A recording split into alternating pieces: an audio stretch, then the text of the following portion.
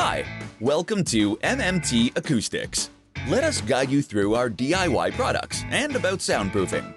Soundproofing majorly comprises of two parts: echo problem, reverb and slapback sound inside a room or empty space; sound isolation, sound going outside or unwanted sound coming inside.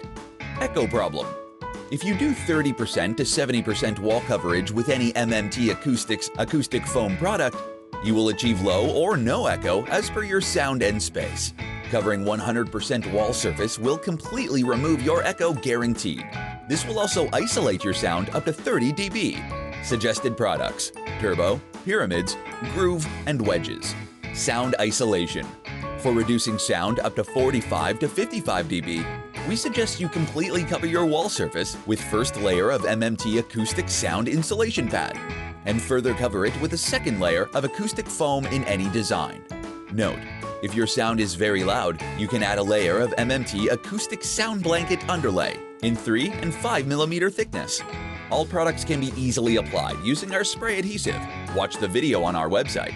We hope this answers your maximum questions. If you have anything else, feel free to contact us. Follow us on Instagram, Facebook, and YouTube. Thanks for visiting www.mmtacoustixonline.com.